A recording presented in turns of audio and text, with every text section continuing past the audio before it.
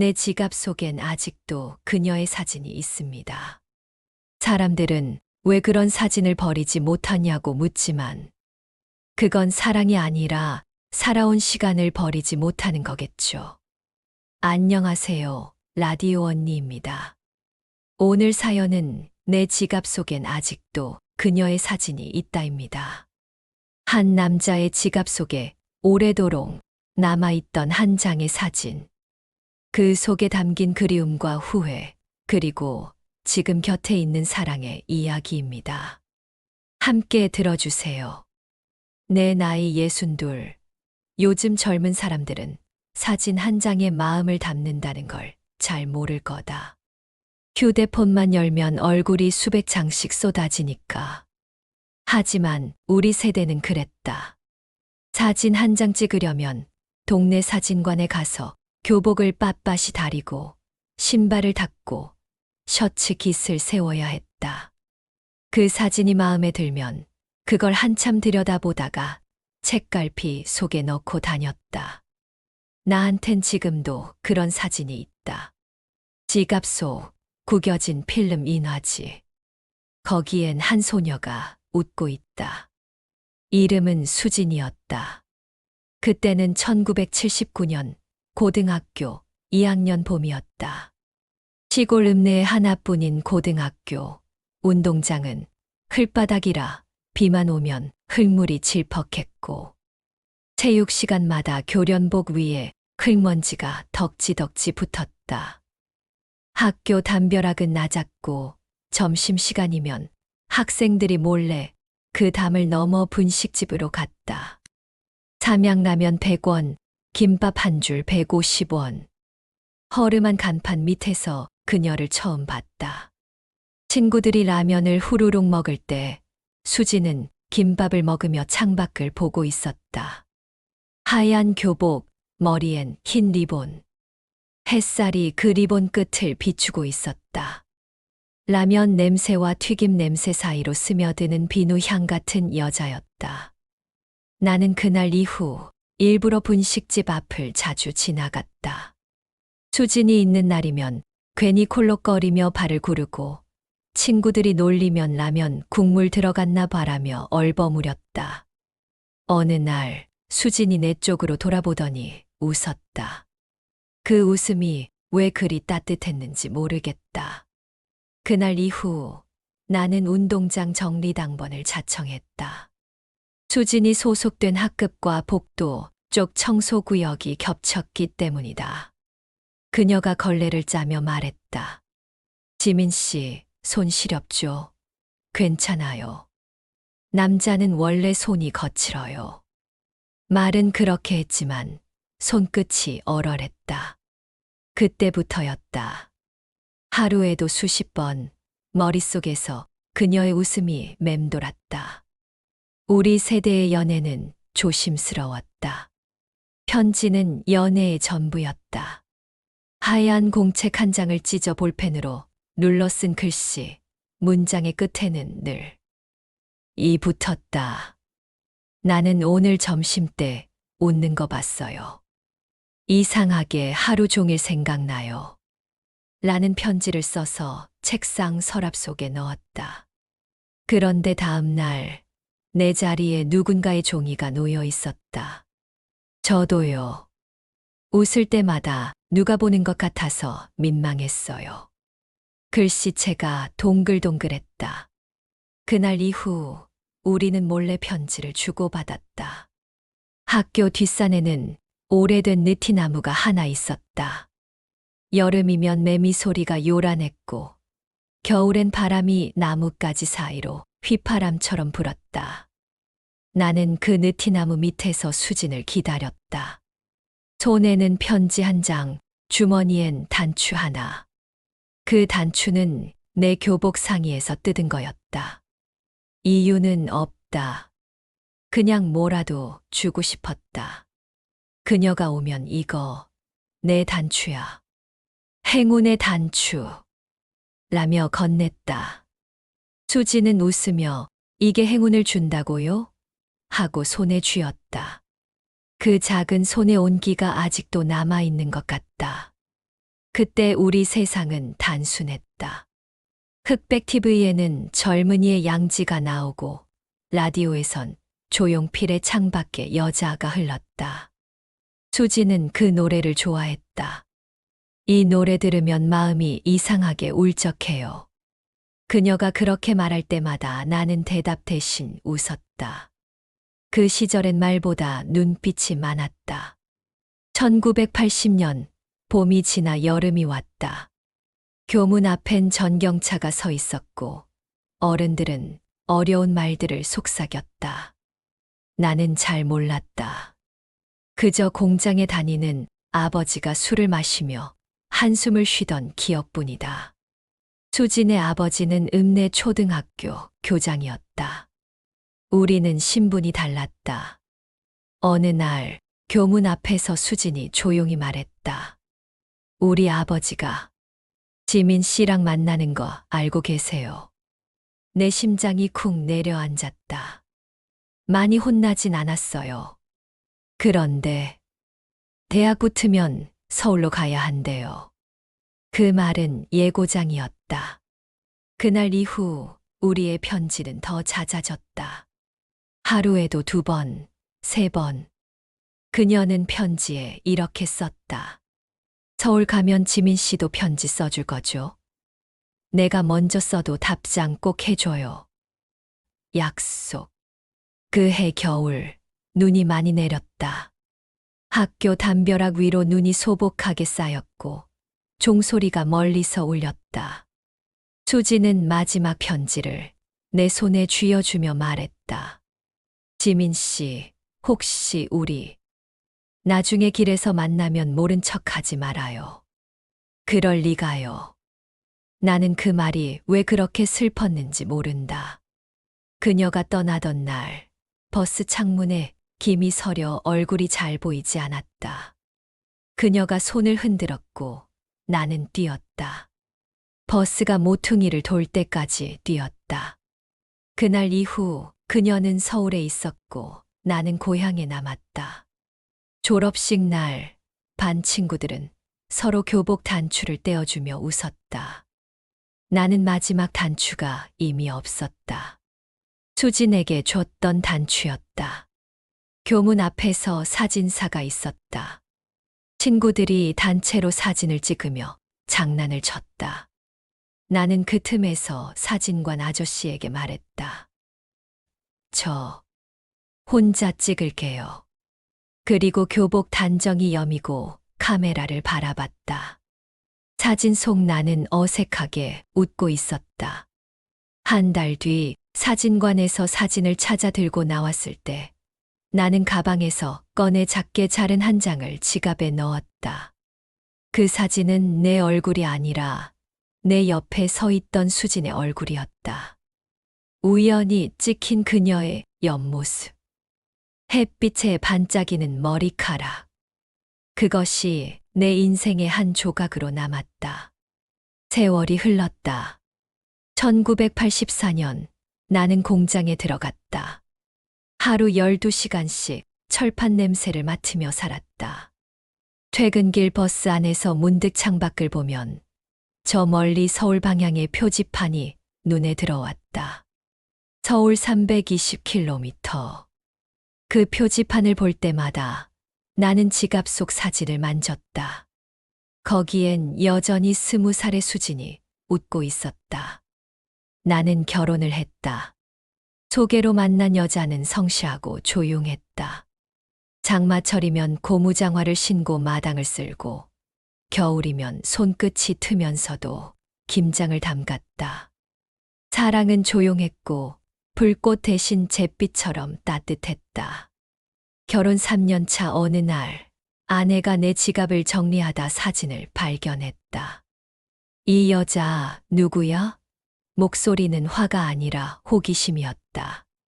나는 잠시 멈칫하다가 그냥 옛날 친구야 라고 말했다. 아내는 조용히 그 사진을 다시 지갑 속에 넣었다. 그래요. 옛날 친구면 됐죠. 그 뒤로 우리는 그 사진에 대해 한 번도 말하지 않았다. 하지만 나는 안다. 아내는 그 사진을 기억하고 있었다. 아이들이 태어나고 월급이 들어오면 빚을 갚고 또 빚이 생기고 그렇게 살아가는 동안에도 사진은 늘 내 지갑 속에 있었다. 잊은 줄 알았지만 그건 잊은 게 아니라 덮어둔 거였다. 가끔 퇴근 후 방바닥에 앉아 지갑을 펼쳐보면 사진 구석이 점점 닳아 있었다. 마치 내 인생처럼 모서리가 희미해졌다. 하지만 그 웃음 하나만은 변하지 않았다. 그녀의 얼굴을 마지막으로 본 지 40년이 지났다. 그런데도 이상하게 요즘 들어 자꾸 그 사진이 마음에 걸린다. 내가 늙어서 그런 걸까? 아니면 세상이 너무 빠르게 변해서 그런 걸까? 어쩌면 내 안에 멈춰 있던 시간들이 하나둘 다시 깨어나는지도 모르겠다. 그해 가을, 내 퇴직이 결정됐다. 35년 동안 다닌 공장, 쇳가루 냄새와 용접 불빛이 몸에 밴 그곳을 드디어 떠나게 됐다. 공장장은 내 손을 잡으며 말했다. 지민 씨, 고생 많았어요. 당신 같은 사람 요즘 드물어요. 나는 웃으며 고개를 숙였다. 동료들이 모아준 조그만 선물 상자 안에 손목시계 하나가 들어 있었다.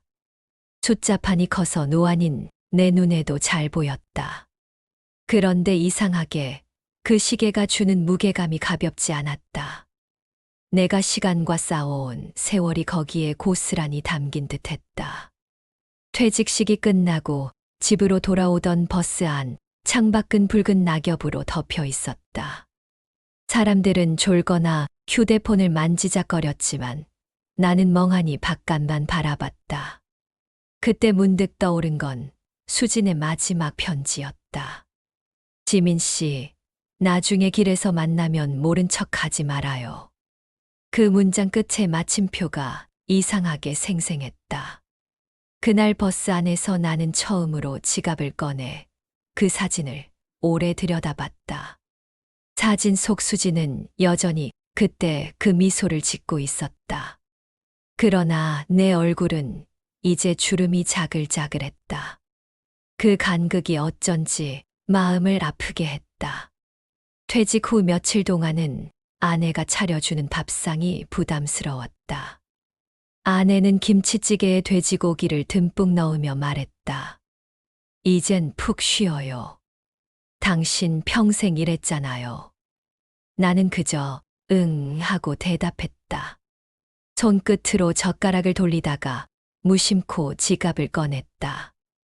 아내가 눈짓으로 물었다. 또 그 사진 봐요? 나는 피식 웃었다. 그냥 오래된 습관이지. 아내는 말없이 내 잔에 물을 따라줬다. 우리는 여전히 말이 없었지만 침묵의 온도가 조금 달라져 있었다. 퇴직 후 한 달쯤 지났을까 회사 후배에게서 전화가 왔다. 부장님, 이번 주말에 고등학교 동문회 있대요. 오랜만에 얼굴들 본다네요. 순간 가슴이 철렁 내려앉았다. 그 말이 내 귓가에서 천천히 맴돌았다. 고등학교 동문회. 그 안엔 묻어둔 이름 하나가 섞여 있었다. 그날 밤 나는 오랜만에 서랍을 열었다. 서류철 사이 낡은 봉투 하나가 끼워져 있었다. 노란 종이 위에 흐릿하게 적힌 글씨, 지민 씨에게. 봉투를 열자 오래된 종이 냄새가 코끝을 스쳤다. 지민 씨, 나는 잘 지내요. 서울은 생각보다 차가워요. 그래도 이따금 하늘을 보면 고향 하늘이랑 똑같아서 이상하게 마음이 놓여요. 가끔 라디오에서 창밖에 여자가 나오면 당신 생각이 나요. 나중에 꼭 다시 만날 수 있길. 거기서 편지는 끝났다. 마치 쓰다 만 것처럼. 그때 나는 어렴풋이 알았다. 이건 마지막 편지였다. 그 주 주말 나는 낡은 정장을 꺼내 다렸다. 아내가 물었다. 그 옷 결혼식 때 입은 거 아니에요? 그랬지. 근데 오늘은 그냥 친구들 만나러. 아내는 넥타이를 매주며 말했다. 당신은 늘 약속을 지키는 사람이잖아요.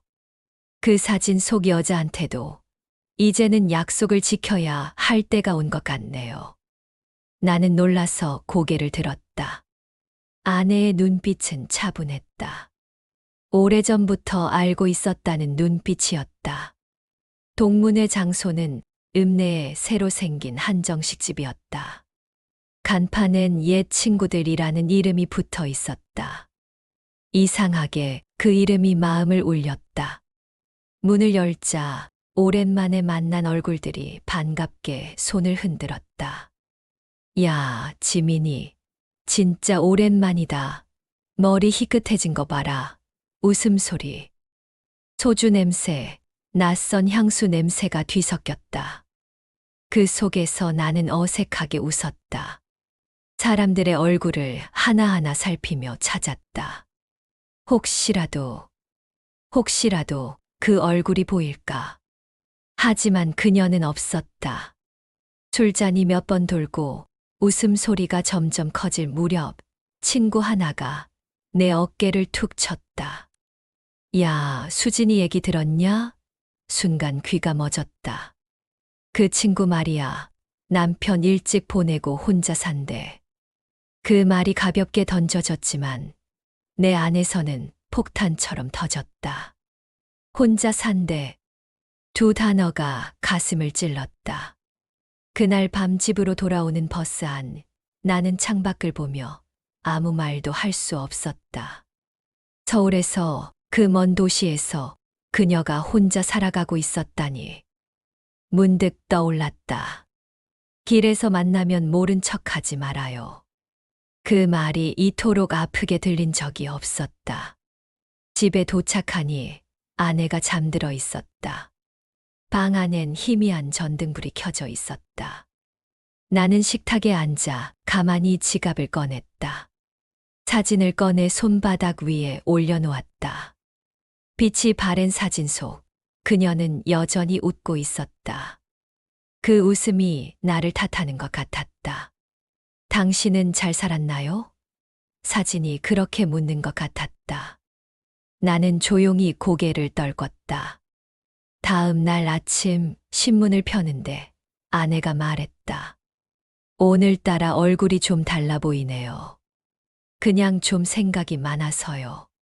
그 여자 때문이에요. 나는 대답하지 않았다. 대신 커피를 한 모금 마셨다. 식은 커피가 목을 타고 내려갔다. 아내가 웃었다. 그럴 줄 알았어요. 근데 괜찮아요. 그 사진 덕분에 당신이 지금 여기까지 온 거라면 그것도 나쁘지 않잖아요. 그 말이 이상하게 따뜻했다. 나는 그 말을 오랫동안 곱씹었다. 며칠 뒤 지방 출장을 가게 됐다. 퇴직 후에도 부탁받은 일이라 마지못해 나섰다. 고속도로 휴게소에 들렀을 때였다. 커피를 사러 줄을 서 있는데 내 앞에 선 여자의 뒷모습이 나치겄다. 회색 코트를 입고 머리를 단정히 묶은 모습. 나는 순간 심장이 멎는 줄 알았다. 수진이었다. 아니, 수진 같았다. 그러나 내 입술은 떨어지지 않았다. 혹시라도 잘못 본 거면 그저 지나가면 되는 거니까. 여자가 커피를 받아 돌아설 때 나는 고개를 들었다. 전혀 모르는 얼굴이었다. 그 순간 이상하게 웃음이 났다. 내가 붙잡고 있던 건 사람이 아니라 시간이었다는 걸 그제야 알았다. 출장을 마치고 돌아온 날 밤 나는 아내에게 말했다. 오늘 이상한 일이 있었어요. 내 기억 속 사람이랑 닮은 여자를 봤어요. 아내는 조용히 내 얘기를 들었다. 그래서요? 아무 일도요. 그냥 이제는 다 놓아줘야겠다 싶었어요. 아내는 미소를 지었다. 그래야죠. 사람은 결국 자기 곁에 있는 사람 손을 잡고 살아야 하니까요. 그날 밤 나는 처음으로 지갑에서 사진을 꺼내 책상 위에 올려놓았다. 그리고 한참을 바라봤다. 손끝으로 사진을 쓰다듬으며 말했다. 수진아, 고마워. 너 때문에. 나는 참 열심히 살았다. 목이 메어 더는 말을 잊지 못했다. 눈물이 떨어져 사진 구석이 젖었다. 그날 이후 나는 지갑을 닫으며 다짐했다. 이제는 현재를 지켜야 한다. 하지만 그 말이 얼마나 어려운 일인지 나는 곧 알게 될 것이다. 퇴직 후 몇 달이 흘렀다. 아내는 여전히 아침이면 나보다 먼저 일어나 밥을 짓고 나는 늘 그 냄새에 눈을 떴다. 달걀 프라이가 지글지글 굽는 소리, 된장국에서 나는 구수한 향. 예전엔 그 소리를 그냥 일상의 일부로만 여겼는데 요즘은 다르게 들렸다. 누군가의 손길이 새벽부터 나를 위해 움직이고 있다는 것. 그건 평생 한 번도 제대로 감사하지 않았던 일이다. 오늘은 나가서 바람 좀 쐬고 와요. 아내가 말하자 나는 고개를 끄덕였다. 나는 자전거를 끌고 읍내 쪽으로 나갔다. 하늘은 오래된 필름처럼 바랬고 논에는 벼이삭이 누렇게 익어 있었다. 시골길을 달리다 오래된 정류장을 지나쳤다. 벽에는 희미한 낙서가 남아 있었다. 지민수진. 내 글씨였다. 순간 바람이 불어 그 낙서 위로 먼지가 날렸다. 나는 자전거를 멈추고 그 글씨를 손가락으로 한 번 쓸었다. 페인트가 벗겨져 민자의 끝부분은 거의 사라져 있었다. 그걸 보는데 묘하게 마음이 편해졌다. 그날 저녁 집으로 돌아오자 아내가 내 앞치마에 묻은 먼지를 털어주었다. 어디 다녀왔어요? 그냥 옛날 버스 정류장 쪽이요. 아내는 잠시 나를 바라보다 말했다. 거기 당신 젊을 때 많이 다니던 데죠. 어떻게 알아요? 당신이 예전부터 거기만 다녀오면 표정이 달라졌어요. 그 말에 나는 웃음이 났다. 그랬어요? 응. 근데 오늘은 이상하게 편해 보이네요. 나는 고개를 끄덕였다. 응. 이제 좀 내려놔도 될 것 같아요. 며칠 뒤 나는 책상을 정리했다. 오래된 서류철을 열자 사진 몇 장과 편지들이 쏟아졌다. 그 중엔 수진이 준 마지막 편지도 있었다. 종이는 이미 누렇게 변했고 글씨가 반쯤 지워져 있었다. 나는 그 편지를 다시 읽었다. 지민 씨, 혹시 우리 나중에 길에서 만나면 모른 척 하지 말아요. 그 문장 밑에 연필로 내가 썼던 낙서가 있었다. 알겠어, 수진아. 난 널 모른 척 하지 않을 거야. 그 글씨가 흔들렸다. 나는 한참을 가만히 앉아 편지를 손에 쥐고 있었다. 그때 아내가 문을 열었다. 지민 씨, 커피 드실래요? 응. 아내가 들어와 내 앞에 사진들을 보았다. 이제 정리하는 거예요? 그래야 할 것 같아요. 그 사람 많이 그리웠죠. 나는 대답하지 못했다. 대신 아내의 손등을 바라봤다. 그 손등엔 세월의 자국이 선명했다. 빨래로 일그러진 피부, 오래된 주름, 그리고 붉게 굳은 상처 자국들. 나는 천천히 말했다. 그리웠지만 이제는 고맙다는 말이 더 어울릴 것 같아요. 아내가 미소를 지었다. 그 말, 나도 들은 것 같네요. 그날 밤 나는 서랍을 열어 오래된 지갑을 꺼냈다. 손끝으로 사진의 가장자리를 쓸며 속삭였다. 이제 정말 그만하자, 수진아. 너는 내 기억 속에서 젊은 채로 남아있어 줘. 그리고 사진을 서랍 안쪽에 고이 넣었다. 그 자리에 새로 인화한 가족 사진을 넣었다. 아내와 아들, 며느리, 손주까지 함께 찍은 사진. 손주가 내 무릎 위에 앉아 웃고 있었고, 아내는 그 옆에서 나를 바라보고 있었다. 지갑을 닫는데 이상하게 마음이 가벼워졌다. 며칠 후 아내가 카페에 가자고 했다. 읍내에 새로 생긴 카페였다. 테이블 위엔 말린 꽃이 꽂혀 있었고 라디오에선 옛 노래가 흘러나왔다. 창밖에 여자. 그 노래가 흘러나오는 순간 나는 아내를 봤다. 아내가 물었다. 왜 그래요? 이 노래 들으니까 옛날 생각이 나서. 아내는 고개를 끄덕였다. 그래요. 그때 그 노래죠. 나는 웃으며 물었다. 어떻게 알아요? 아내는 미소를 지었다. 그 사진 속 여자가 좋아하던 노래잖아요. 순간 숨이 멎었다. 그걸 어떻게 몰랐겠어요? 당신이 라디오에서 그 노래만 나오면 가만히 귀 기울이는 걸 내가 몇십 년을 봤는데. 아내는 커피를 한 모금 마시며 말했다. 이젠 그 노래를 나랑 들어요. 당신 혼자 말고. 그 한마디가 내 마음을 무너뜨렸다. 나는 손을 뻗어 아내의 손을 잡았다. 그 손이 따뜻했다. 그래요. 이제 같이 들을게요. 집으로 돌아오는 길, 하늘이 붉게 물들었다. 나는 아내의 손을 잡고 천천히 걸었다. 오랫동안 묵혀둔 마음속 먼지가 하나씩 떨어져 나가는 느낌이었다. 집 앞 골목에서 아이들이 축구를 하고 있었다. 공이 굴러와 내 발끝에 멈췄다. 아이 하나가 뛰어와 할아버지, 공 좀 하고 외쳤다.